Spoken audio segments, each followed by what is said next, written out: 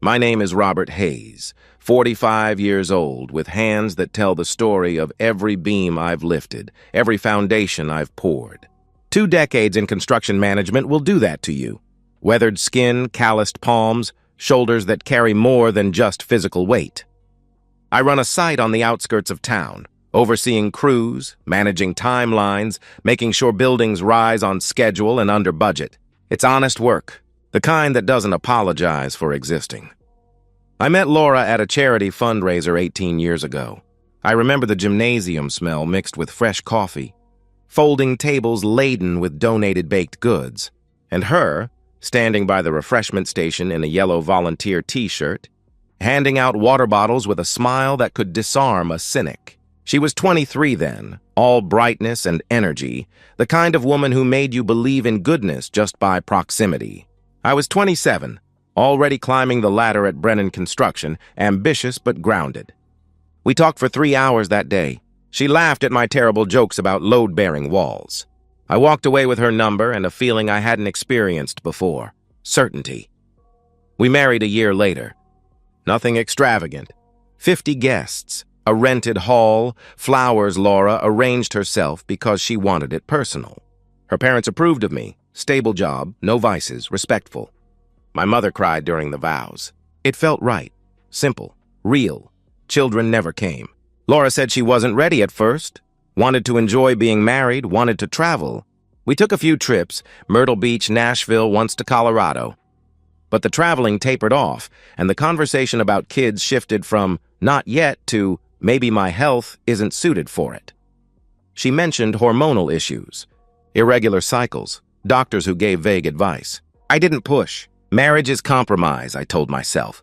We had time. We had each other. That was supposed to be enough. For 17 years, our life followed a comfortable rhythm. Laura managed the house, grocery shopping, cleaning, organizing, handling bills. I worked 50 to 60-hour weeks, ensuring our modest 2-story home in the Birchwood neighborhood stayed paid off early, ensuring our savings account grew steadily. We weren't wealthy, but we were secure. Friday nights meant takeout and a movie. Saturdays she'd garden while I handled repairs. Sundays we'd sleep in, quiet, predictable, safe. Passion had faded somewhere along the way. I couldn't pinpoint when exactly. Infrequent became infrequent, mechanical when it happened.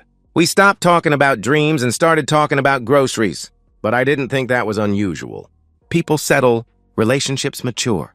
I believed we were content. I believed she was happy. I believed wrong. 4 months ago, the shift started, subtle at first. Laura began criticizing me more, little things that had never bothered her before. I left a coffee mug on the counter.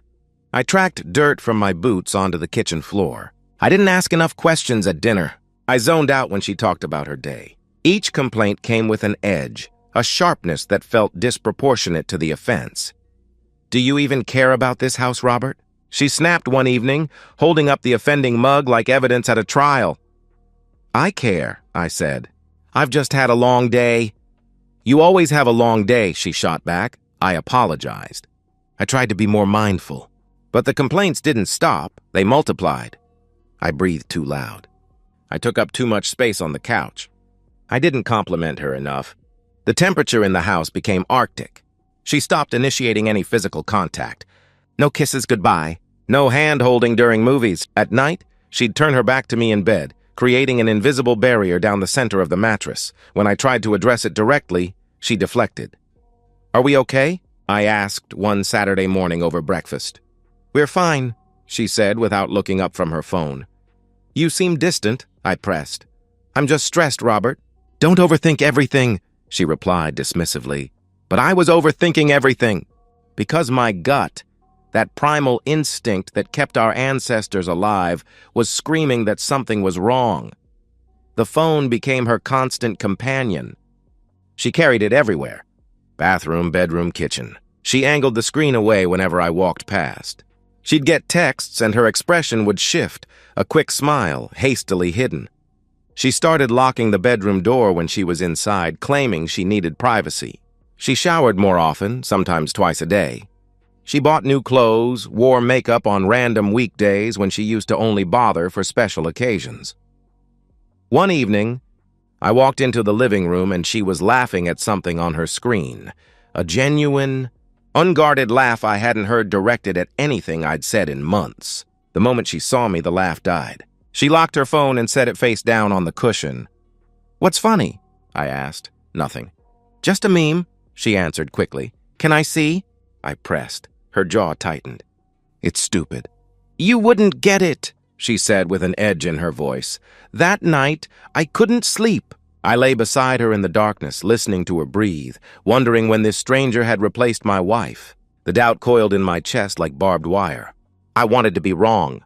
I wanted to believe stress, hormones, a midlife crisis, anything except the obvious, but instinct doesn't lie. I didn't confront her. Not yet. Confrontation without proof is just accusation, and accusation without evidence is just noise. Instead, I started paying closer attention. I noted when she texted, when she disappeared into the bathroom for 20-minute intervals, when her mood shifted from irritable to secretly pleased. I watched the way she looked at me, or rather, the way she looked through me, like I was an obstacle she was planning to remove. Something had changed. Someone had changed her, and I needed to know what I was dealing with before I made a move, because going into a fight blind is how you lose everything. I lay awake that night, staring at the ceiling, the knot in my gut tightening with every passing hour. Laura's breathing was steady beside me, peaceful, oblivious, or worse, unconcerned. I didn't know what I'd find when I started digging, but I knew one thing with absolute certainty: ignoring it would destroy me faster than the truth ever could. I couldn't function. 3 weeks of watching Laura drift further away. 3 weeks of second-guessing every instinct. 3 weeks of lying awake at 2 in the morning wondering if I was losing my mind. The uncertainty was acid in my veins. I needed answers. I needed proof. I called Matthew on a Tuesday afternoon from the construction site. Standing in the shadow of a half-finished medical complex, concrete dust coating my boots. "I need your help," I said when he picked up. "Matthew Reeves." We'd known each other since sophomore year of high school, survived terrible part-time jobs together, stood up at each other's weddings. He worked in security systems now, commercial installations mostly, but he knew residential inside and out. He was the kind of friend who didn't waste time with meaningless questions. "What's going on?" he asked. "I think Laura's cheating on me," I told him directly. Silence on the other end. Not judgment. Just processing. "You sure?" he finally asked. "No. That's why I need your help," I answered. "You want cameras?" he stated. "Yes," I confirmed. "When?" he asked. "Saturday morning." "She'll be out," I replied. "I'll be there at 9, he said without hesitation. That was Matthew. No drama, no lectures. Just loyalty. Saturday came. Laura mentioned needing to run errands, groceries, the bank, maybe browse the home goods store. She'd be gone at least 2 hours, possibly 3. I watched her pull out of the driveway in her silver Honda Accord, waited until she turned the corner, then called Matthew. He arrived 15 minutes later in his work van, carrying 2 cases of equipment. "We didn't waste time. Where do you want coverage?" he asked, setting the cases on the kitchen counter. "Everywhere. Living room, kitchen, bedroom, hallway. I want every angle," I told him. He nodded. "Audio too?" "Yes," I confirmed. "You understand this is legal, right? Your house, your property. But whatever you find, you handle it smart. Don't let emotion make you stupid," he warned. "I won't," I promised. He studied me for a moment, then clapped my shoulder. "Let's do this," he said. We worked fast. Matthew was efficient, professional. The cameras were small, no bigger than a shirt button, mounted in smoke detectors behind picture frames in the corner of shelves. Invisible unless you knew where to look. He installed 5 in total. 1 covering the living room from the bookshelf, 1 in the kitchen above the refrigerator, 1 in the bedroom tucked into the ceiling fan housing, 1 in the hallway near the bathroom, and 1 in the home office Laura rarely used, but I wanted covered anyway. "Audio's the tricky part," Matthew explained as he synced the system. "Video's straightforward, but audio can pick up everything: TV, street noise, the refrigerator humming. You'll need to scrub through it carefully." "I will," I assured him. He connected everything to an encrypted app on my phone, password protected, backed up to a secure cloud server only I could access. He walked me through the interface, How to view live feeds, how to review recorded footage, how to download clips. Everything's motion activated to save storage, he explained. But you can also set it to record continuously if you want. Continuous, I decided. I don't want to miss anything. He finished the setup by 11:30. Laura wouldn't be home for at least another hour. Matthew packed up his equipment, paused at the door. Brother, whatever you find, and I hope you find nothing, you call me if you need anything. Day or night, he said seriously. I know. Thanks, Matthew, I replied. He left. I stood in the empty house, surrounded by invisible eyes, and felt the weight of what I'd just done. This was surveillance. This was distrust made tangible. But it was also self-preservation. I wasn't going to be blindsided. Laura came home at 1:15 carrying grocery bags, humming something under her breath. She didn't notice anything different. Why would she? The house looked exactly the same, but everything had changed. The next few days were psychological torture. I went to work, managed my crews, reviewed blueprints, handled problems, all while knowing that every moment at home was being recorded. I watched Laura through the app during lunch breaks, sitting in my truck, feeling like a voyeur in my own marriage. She moved through the house normally. Made lunch, watched TV, folded laundry. Nothing suspicious. Until Tuesday evening. I came home from work at 6:30. Laura was in the kitchen reheating leftovers. I greeted her. She gave me a tight smile, said nothing. I sat down in the living room, exhausted from a day of dealing with a delayed concrete delivery. 10 minutes later, she started. You left a coffee mug on the counter this morning, she said sharply. I glanced at her. I was running late. I'll get it, I replied calmly. You're always running late. You're always leaving messes for me to clean up, she accused. Laura, it's one mug, I pointed out. Her voice sharpened. It's never just one thing with you, Robert. It's a pattern. You don't respect this house. You don't respect me, she said. I felt the familiar tightening in my chest, the frustration of an argument that had no rational foundation. I stood up, walked toward the bedroom, refusing to engage. Don't you walk away from me, she shouted. I closed the bedroom door behind me, sat on the edge of the bed, and rubbed my temples. I could hear her moving around, muttering to herself. Then, silence. I pulled out my phone, opened the camera app, and switched to the live feed. Laura was in the bathroom. Door locked, phone pressed to her ear. I turned up the volume on my earbuds. He's getting suspicious, she was saying, voice low but clear. He's watching me more. Asking questions. Silence as the other person responded. No, I'm handling it, Laura continued. It doesn't matter. We stick to the plan. A few more weeks and it's done. My blood turned to ice. I know, baby. I know. Just trust me. I've got this, she said softly. Baby? She ended the call, checked her reflection in the mirror, and walked out of the bathroom. Her expression was calm, satisfied. I sat there, earbuds still in, phone trembling in my hands. Plan.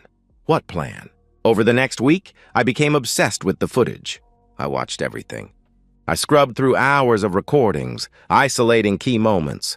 Laura on the phone, always in the bathroom or the bedroom, always speaking in that low, careful tone. I couldn't always make out the other voice clearly, but her words were enough.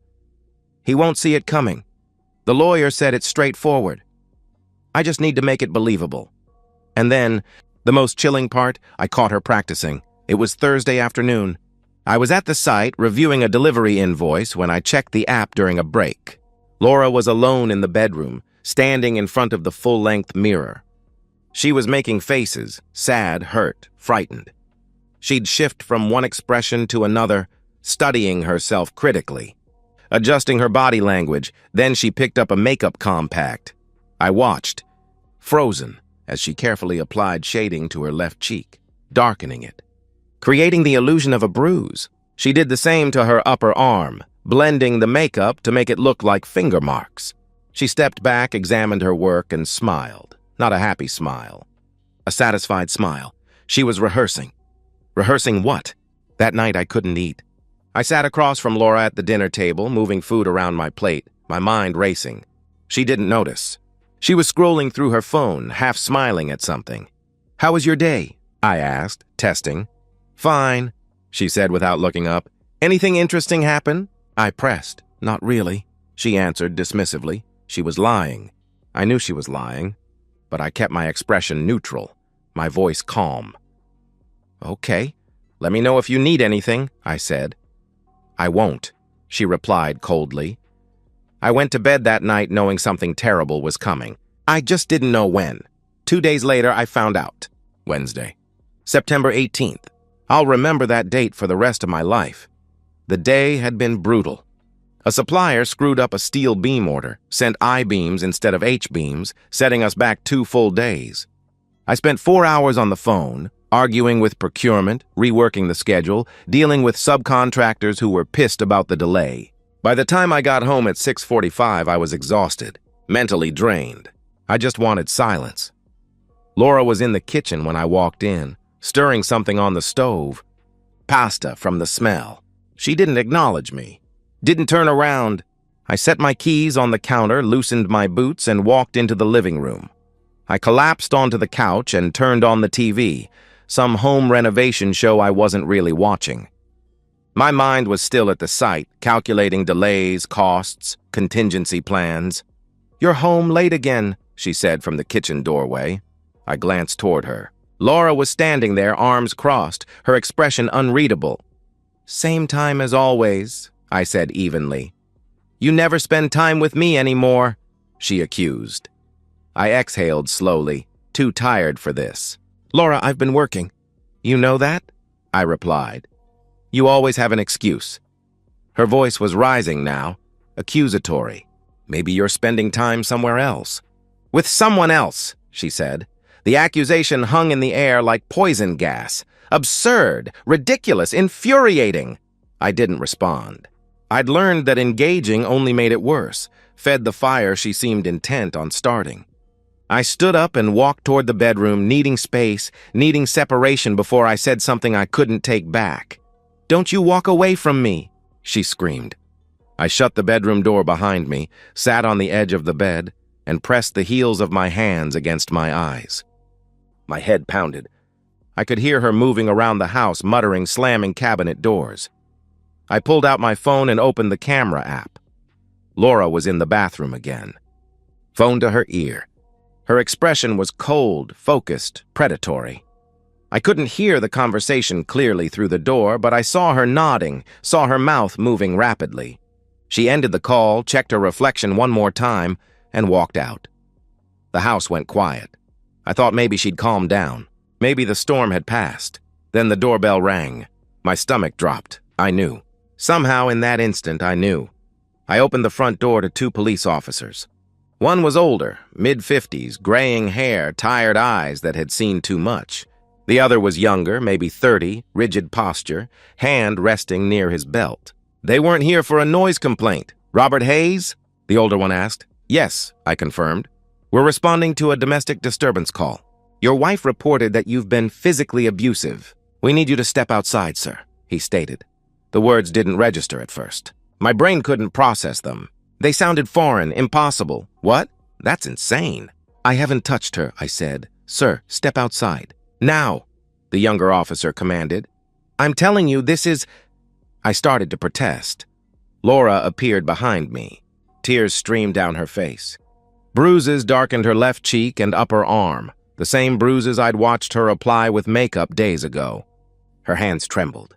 Her voice broke. Please, she sobbed. Just take him. I can't do this anymore. I'm so afraid. She was good. Better than good. Oscar-worthy. The shaking hands, the broken sobs, the way she flinched when I turned toward her. Every detail perfect, calculated.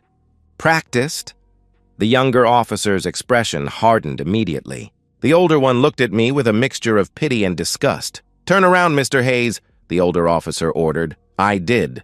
The handcuffs clicked cold and tight around my wrists. They walked me down the driveway, past neighbors who'd come out to watch, their faces a mix of shock and judgment. Laura stood in the doorway, watching. For a split second, our eyes met. Hers were empty. No tears, no fear. Just cold, calculating satisfaction. They put me in the back of the patrol car. I sat there, hands cuffed behind me, staring at the metal grate separating me from the officers, my mind racing. The cameras. The footage. It was all there. Everything she'd done. Everything she'd faked. Recorded. At the station, they processed me. Fingerprints, mugshot, personal belongings logged and bagged. They put me in a holding cell, a concrete box with a metal bench and a toilet that reeked of disinfectant.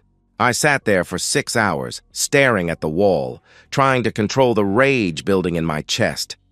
I called Matthew from the station's phone at midnight. He answered on the second ring. "Matthew, I need you to bail me out," I said urgently. "What the hell happened?" he asked, concern evident in his voice. "Laura had me arrested. Domestic violence. It's all fake. I have proof. I need you to get me out so I can start fighting this," I explained. "I'm on my way," he said immediately. He posted bail an hour later. I walked out of that station at 1:30 in the morning, climbed into Matthew's truck, and told him everything. He didn't interrupt.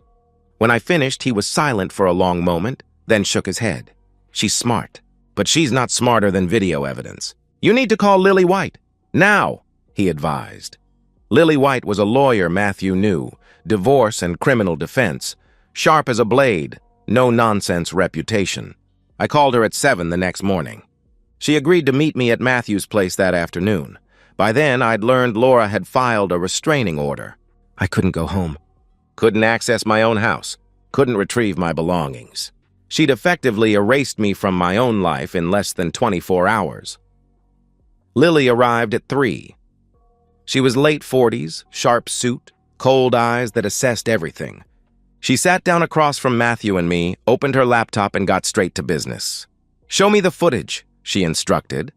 I walked her through it. Every clip. Laura applying the makeup. Laura on the phone discussing the plan. Laura rehearsing her expressions. The 911 call with her practiced, trembling voice. Lily watched without expression. When I finished, she leaned back and nodded slowly. "This is airtight. She staged everything. The bruises are makeup. The fear is acting. And you have her on audio discussing premeditation with who?" she asked.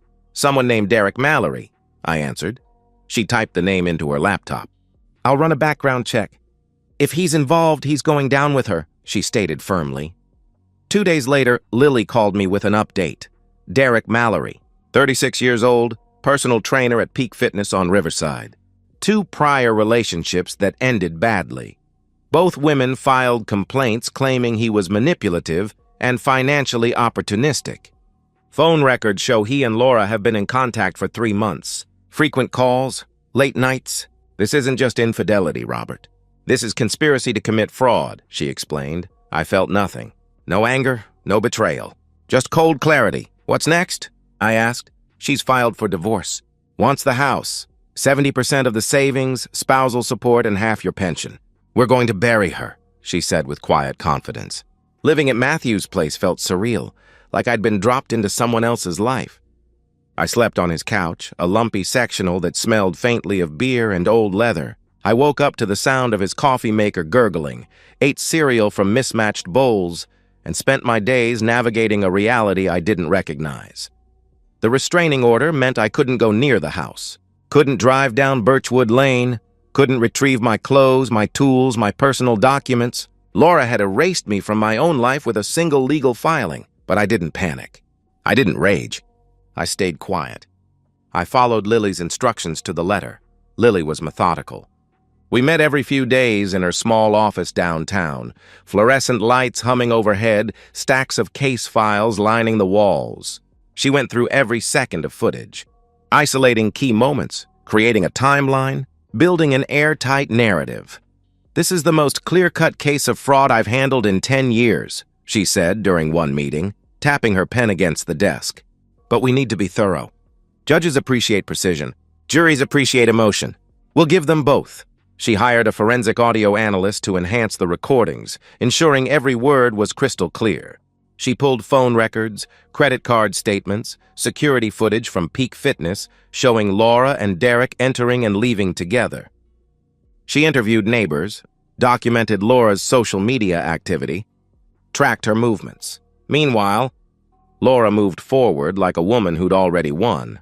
I heard through mutual acquaintances, people I'd known for years who suddenly treated me like a pariah, that she'd redecorated the bedroom, thrown out my clothes, donated my tools to Goodwill.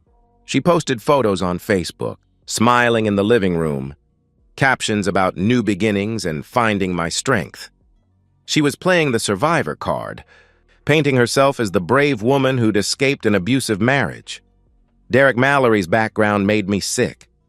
Lily dug deep, 2 prior relationships, both ending badly. One ex-girlfriend claimed he'd isolated her from friends, convinced her to give him access to her bank accounts, then disappeared with $10,000. No charges filed because she couldn't prove it.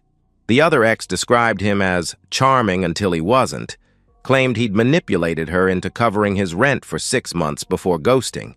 He wasn't just Laura's lover. He was her co-conspirator, the one who'd helped her craft this plan. Phone records confirmed it. Messages between them going back 3 months. Derek: "You sure he won't suspect?" Laura: "He's clueless. Works all the time. Barely notices me." Derek: "When do we move?" Laura: "Soon. I need to set it up right." Make it believable. Derek: "How much are we talking?" Laura: "Enough for both of us to start over." Lily showed me the messages during one of our meetings. I read them twice, feeling nothing. Just cold calculation. They thought they were being careful, Lily said. They weren't. The divorce filing was aggressive. Laura's lawyer, Gregory Hurst, a slick operator with a reputation for winning ugly, painted me as a controlling, abusive husband who'd financially isolated her. The narrative was detailed. Years of emotional manipulation, escalating to physical violence, a woman trapped in fear, finally finding the courage to escape. It was almost convincing, almost. "We need to be prepared for her to pivot," Lily warned. "She'll claim emotional distress.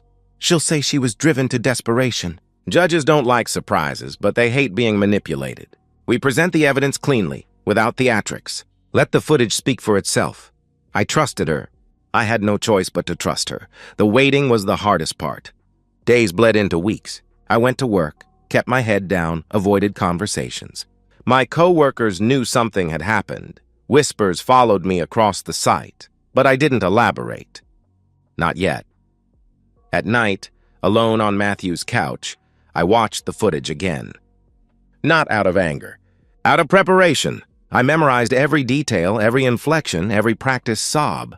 I wanted to know her performance better than she did. Laura called me once during this period. I let it go to voicemail. Her voice was sweet, almost apologetic. "Robert, I know things got out of hand. Maybe we can talk, work something out before court. I don't want this to get ugly. Call me." I played it for Lily. She laughed bitterly. She's scared. She knows the court date is coming and she's trying to control the narrative. "Don't respond," she advised. I didn't. 2 days before the hearing, Lily called. "Everything's in order. We're presenting the footage first thing. Her lawyer doesn't know what's coming. We're going to blindside them," she said confidently. I felt a strange calm settle over me. Not satisfaction, not rage. Just clarity. For the first time in months, I knew exactly what was going to happen. Laura thought she'd orchestrated the perfect crime. She thought she was untouchable. She was wrong. The courtroom was smaller than I expected. Sterile. Fluorescent lights buzzed overhead, casting harsh shadows across worn wooden benches. The air smelled like old paper and floor wax. I sat beside Lily at the defendant's table, hands folded, breathing steady. Across the aisle, Laura sat with Gregory Hurst, her lawyer. He was mid-50s, expensive suit, practiced confidence. Laura wore a modest, pale blue dress, hair pulled back in a neat bun. She looked vulnerable, sympathetic, small. She glanced at me once, her expression carefully neutral, but I saw the satisfaction underneath. She thought this was a formality. She thought the restraining order, the police report, the bruises she'd shown the officers, she thought it was enough. Judge Marion Kepler entered. Silver hair, sharp eyes, no-nonsense demeanor. Lily had told me she was fair, thorough, not easily swayed by emotion. That worked in our favor. "All rise," the bailiff announced. We stood. Judge Kepler took her seat, reviewed the case file briefly, then looked up. "This is a hearing regarding a restraining order filed by Laura Hayes against Robert Hayes, as well as preliminary matters related to their divorce proceedings. Mr. Hurst, you may proceed," she stated. Hurst stood, smoothing his tie. He was good, polished. He presented Laura's case with practiced ease, years of alleged emotional abuse, escalating to physical violence, a woman trapped and afraid, finally finding the courage to leave. He introduced the police report, photos of Laura's bruises, the 911 call recording, character statements from acquaintances who claimed I was controlling and cold. It was a strong performance. Convincing. Then Lily stood. Your Honor, the defense would like to present video evidence that directly contradicts the plaintiff's claims, she announced. Hurst frowned. Your Honor, we weren't informed of any video evidence in discovery, he objected. Lily cut him off smoothly. The evidence was obtained legally from my client's own property, where he had every right to install security measures. We're providing it now in the interest of full transparency, she explained. Judge Kepler's eyes narrowed slightly. Proceed, she instructed. Lily set up the display screen. The courtroom fell silent. The first clip played. Laura in the bathroom, phone pressed to her ear, voice clear. He's getting suspicious, but it doesn't matter. We stick to the plan. A few more weeks, and it's done. Laura's face drained of color. The second clip. Laura in front of the bedroom mirror, practicing expressions. Sad. Hurt. Frightened.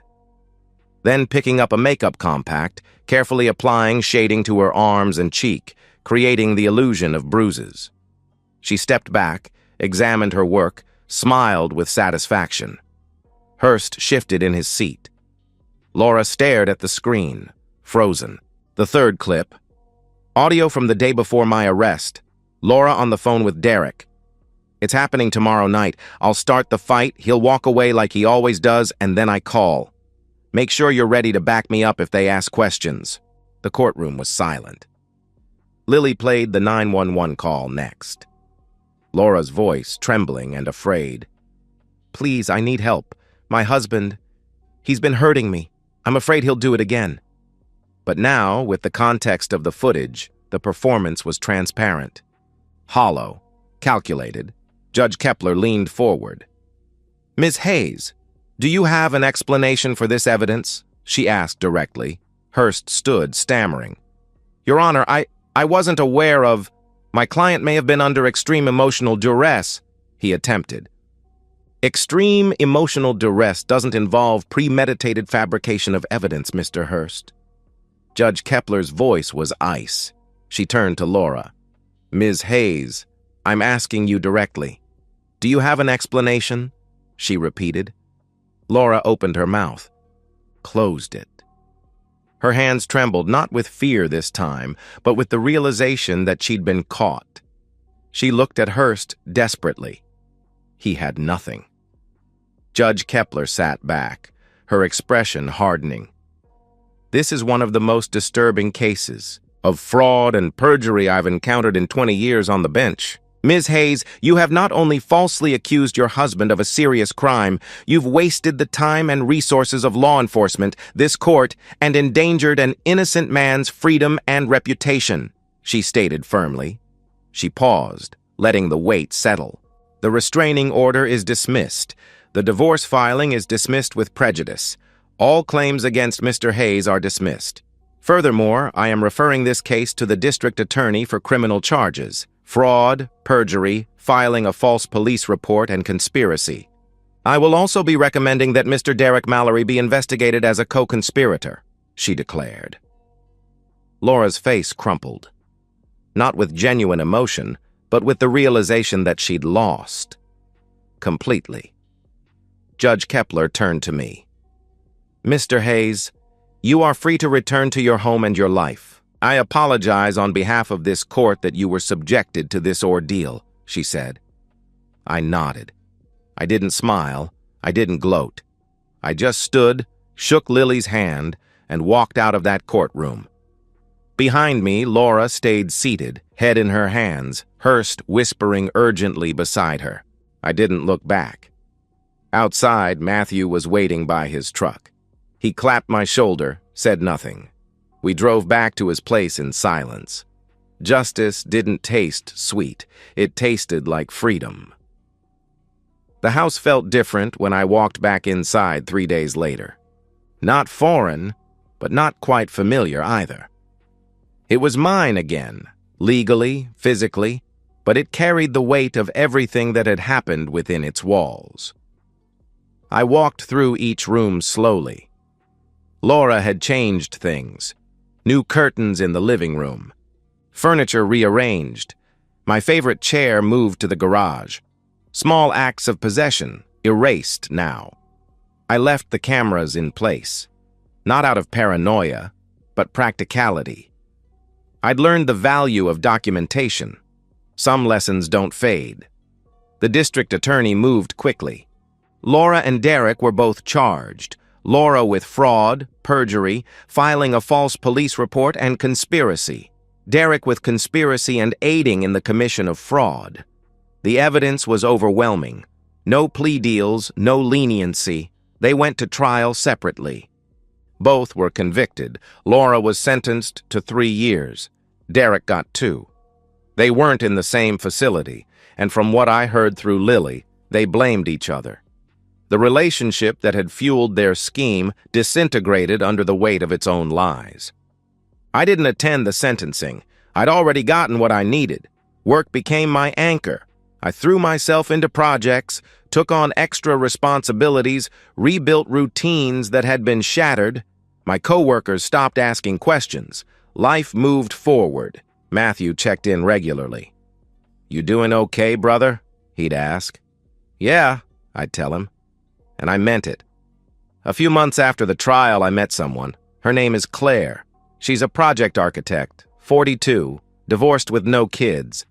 We met at a construction, industry networking event, started talking about design flaws in commercial builds, ended up getting coffee. It's been slow, deliberate. She knows what happened, I didn't hide it, and she appreciated the honesty. "You handled it the right way," she said one evening over dinner. "You didn't let anger make you stupid." I smiled. "A friend told me the same thing," I replied. "We're taking it slow. No rushing, no assumptions, just 2 people figuring out if there's something worth building." I still think about Laura sometimes. Not with anger, but with a strange detachment. She gambled everything on a lie and lost. That's not my burden to carry anymore. The house is quiet now, peaceful. I've started making it mine again, repainted the bedroom a deep charcoal gray, replaced the furniture Laura had rearranged, brought my chair back in from the garage. Small changes. Personal touches. Erasing the remnants of a marriage that should have ended honestly, but instead collapsed into calculated betrayal. I reconnected with old friends I'd let drift during the marriage. Guys from the construction crew I used to grab beers with on Fridays. A couple from the neighborhood who'd always invited us to their summer barbecues. They'd heard what happened, small town word travels, but they didn't pry. They just welcomed me back. "Glad to have you around again, Rob," Tom from down the street said at his 4th of July cookout, handing me a beer. We always knew something was off about her. I didn't ask what he meant. It didn't matter anymore. The legal aftermath took months to fully resolve. Lily helped me file a civil suit against Laura for damages, legal fees, emotional distress, reputational harm. The judge awarded me a judgment of $75,000. Laura would be paying it off for years, assuming she found decent work after her release. I didn't care about the money. I cared about the principle. Actions have consequences. Derek's ex-girlfriends reached out through Lily, wanting to know if they could use my case as evidence for their own complaints. I agreed. Last I heard, one of them was pursuing charges. Derek's charm had finally run out. The cameras stayed up for 6 months after I moved back in. I checked them obsessively at first. Some paranoid part of my brain convinced Laura would somehow violate the no-contact order, show up at the house, cause more chaos. But she never did. Eventually, I stopped checking the feeds daily, then weekly. Then it all.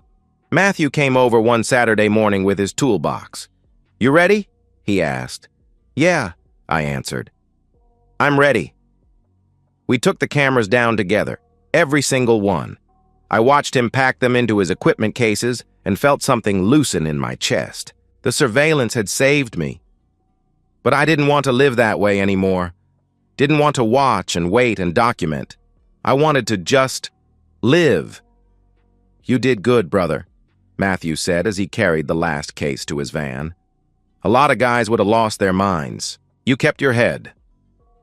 "I had help," I replied. He grinned. "Damn right you did," he said. "Claire and I have been seeing each other for 5 months now. She's different from Laura in every way that matters. She's direct, honest, asks questions instead of making assumptions. She has her own career, her own money, her own life. She doesn't need me to complete her, she chooses to be with me. That difference is everything. We took a weekend trip to the coast last month. Stayed in a small bed and breakfast, walked the beach at sunset, ate fresh seafood, talked about everything and nothing. On the last night, sitting on the balcony with wine and the sound of waves in the distance, she turned to me. "Do you think you'll ever trust someone completely again?" she asked. I considered the question. "I don't know. Maybe. But trust is something you build, not something you give away." "I learned that the hard way," I answered honestly. She nodded. "That's fair. I can work with that," she replied. And she has. Slowly, carefully, we're building something. No rush, no pressure. Just two people who've been burned before, taking their time to make sure the foundation is solid. I still drive past the courthouse sometimes on my way to job sites. Can't help but glance at it. Remember that day in Judge Kepler's courtroom? The look on Laura's face when the footage played. The silence that followed. The justice that came swift and certain. People ask me if I regret the marriage. 18 years with someone who ultimately betrayed me so completely. Was it all wasted time? I don't think so. I learned what I don't want. I learned what red flags look like. I learned that instinct exists for a reason, and ignoring it is dangerous. I learned that documentation and preparation aren't paranoia, they're survival tools. I learned who my real friends are, and I learned that sometimes the foundation you build crumbles. But that doesn't mean you can't build again. You just build smarter, stronger, with better materials and a more honest blueprint. Sometimes, late at night, I sit on the back porch with a beer, watching the stars, and I think about the man I was before all this. Naive, maybe. Too trusting. Willing to ignore warning signs because confrontation felt harder than complacency. That man is gone. Not destroyed. Evolved. I'm harder now, but not bitter. Careful, but not closed off. Skeptical, but not cynical. I survived the lie. I reclaimed the truth. And now, I'm free to build something real. The construction site I manage is finishing up a new community center this month. 60,000 square feet, state-of-the-art facilities built on schedule and under budget. I walked through it yesterday with the project supervisor, inspecting the final details. Solid foundation. Clean lines. Every beam in its proper place. "Good work, Hayes," the supervisor said, clapping my shoulder. "This one's gonna stand for 50 years. I looked at the building, strong, well-built, made to last, and felt something like pride settle in my chest. "Yeah," I replied. "It will, because that's what you do when something falls apart. You clear the wreckage, assess the damage, and start building again. Not the same structure, something better. Something that can weather the storms you didn't see coming the first time. Life isn't perfect, but it's mine. Honest, real, built on truth instead of lies, and for the first time in a long time, that's enough." And so, we've reached the end of today's story. Was it what you expected, or did it take a twist you didn't see coming? I'm curious to hear your thoughts. Share them in the comments below, and let's get a conversation going. If this story kept you hooked, make sure to hit that like button. And if you're new here or just haven't subscribed yet, now's the perfect time to join our community. I bring you fresh, captivating stories every day, so click that subscribe button and turn on notifications so you never miss out. Thanks for watching, and I'll see you in the next one.